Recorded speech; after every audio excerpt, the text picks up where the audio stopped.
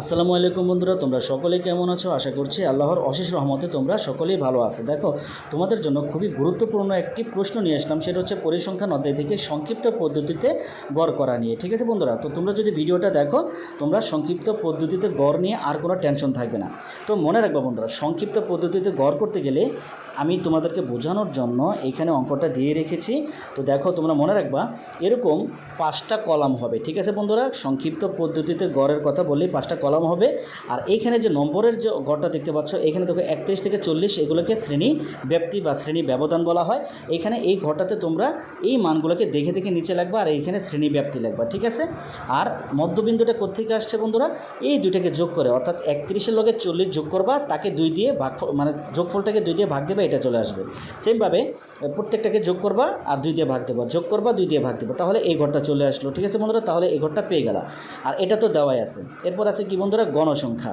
গণসংখ্যা কোনটা? এই যে শিক্ষার্থীর সংখ্যা নিচে যেটা দেওয়া আছে সেম এটা দেখে দেখে তুলবা এখানে। ঠিক আছে বন্ধুরা, আচ্ছা, এরপরে ধাপ বিচ্যুতির ঘরটা কীভাবে করবা মনে রাখবা বন্ধুরা। অনেকেই এই জায়গাটাতে শূন্য দিবে নাকি উপরে শূন্য দিবে, এটা নিয়ে একটা কনফিউশনে পড়ে যায়। তো তোমাদেরকে একটা কথা বলি বন্ধুরা, তোমরা যদি এই ঘরটাতে শূন্য দাও না আর এই ঘরটাতে শূন্য দাও না, মান সেমই হবে, এটা নিয়ে ভয়ের কিছু নাই। তাহলে তোমরা কীভাবে কী করবা, শুধু এটা মনে রাখবে, গণসংখ্যা বরাবর তুমি যদি সবচেয়ে যেটা বড় মান সেটা বরাবর যদি শূন্যটা দাও, এটা কোনো ভুল হবে না। এটা সেম, তুমি যদি উপরে দাও না তাহলে সেম মানটাই আসবে, অর্থাৎ বড়টা বরাবর শূন্যটা দেয়, এই কারণে আর কি, মানে মিলানোর জন্য শূন্যটা দিয়ে দেওয়া হয়। ঠিক আছে, তুমি যেইখানে দাও, এখানে দিলেও যে মান আসবে, এখানে দিলে সেম মানই আসবে, কোনো টেনশনের কোনো কারণ নাই। ঠিক আছে বন্ধুরা, আচ্ছা, এটা শূন্যটা ধরবা কোনটা? এই যে ধাপ বিচ্যুতির ঘর বরাবর এখানে শূন্য দেবা, তারপরে উপরে যে ঘরগুলো গ্যাপ থাকলো না, এখানে -1, -2, -3 উপর দিকে এভাবে ফিল আপ করতে থাকবা, আর নিচের দিকে মাইনাস ছাড়া ফিল আপ করতে থাকবা, অর্থাৎ 1 2 3 এইভাবে। ঠিক আছে বন্ধুরা, তাহলে এই ঘরটাও পেয়ে গেলাম।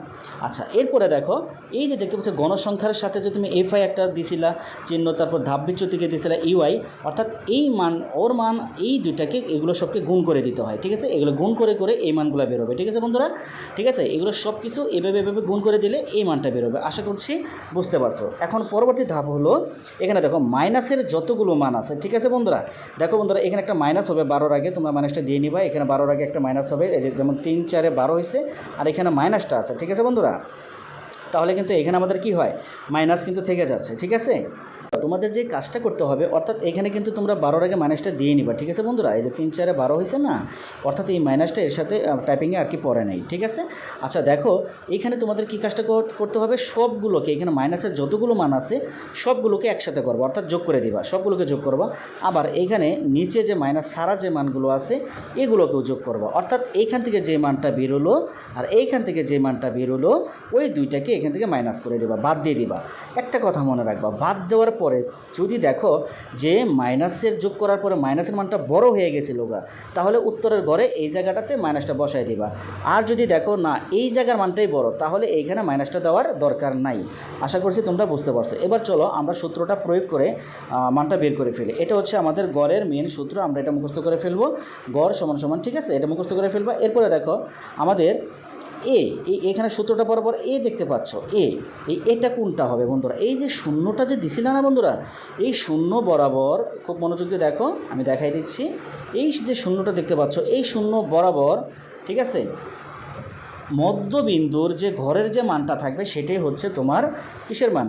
ওই যে এর মান। ঠিক আছে বন্ধুরা, আচ্ছা, এই এর মানটা পাইলাম আমরা। এরপরে উপরে দেখতে পাচ্ছ এইটা সামেশন FI UI। ঠিক আছে, এটা হচ্ছে এইখানে যেটা বের করছো সেটা বসাই দিবা। আশা করছি এটাও বুঝতে পারছো। এরপরে এইচটা কত বন্ধুরা? ব্যবধান। এই যে এগুলোর যে এখান থেকে এর মধ্যে কত ব্যবধান আছে না, এই ব্যবধানটা হলো 10, তাহলে 10টা বসাইলা। ঠিক আছে বন্ধুরা, আর নিচে এন কোনটা? এই যে গণসংখ্যার যোগফল, এই যে গণসংখ্যার সবগুলোকে যোগ করে দিলে যেটা বের হয় এটার হচ্ছে মানে মানটা আর কি, যে n = 80। এখানে দেখো n = 80 বসাই দিলাম। ঠিক আছে বন্ধুরা, এখন আমরা হিসাবটা করে দেবো, একসাথে করে দিতে পারি, তোমরা চাইলে পাট করেও দিতে পারো, সমস্যা নাই। এখানে দেখো এই যে এর মানটাকে যে দিলাম, এর মানটাকে সবার লাস্টে কাজ করবা। তো দেখো এখানে 65.5 হয়েছে। ঠিক আছে বন্ধুরা, অর্থাৎ ব্যাপারটা হচ্ছে এরকম। আমি এখানে তোমাদেরকে যদি লিখে দেখাই, দেখো এই যে এটা মানে এইখানে একটা লাইন আমি কম করে ফেলছি, দেখো তোমাদেরকে দেখাই দেয়। এটা হচ্ছে ধরো এখানে কত আছে বন্ধুরা? 65.5, তাই না বন্ধুরা?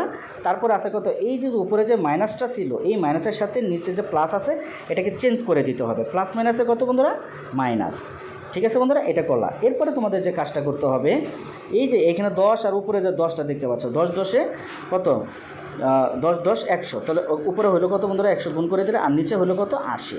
ঠিক আছে বন্ধুরা, এখন ক্যালকুলেটরতে তোমরা এই ক্যালকুলেটরের ভিতরে মানে 10টাকে 10 10-এ 100, সরি 100, এই 100কে 80 দিয়ে ভাগ দিলে যেটা আসবে তার সাথে এই 65 থেকে ওটাকে বিয়োগ করে দেবে, এই যে বিয়োগ চিহ্নটা করে দেবে, আমাদের কাঙ্ক্ষিত এই অ্যান্সারটা চলে আসবে। আশা করছি তোমরা সকলে বুঝতে পারছো বন্ধুরা।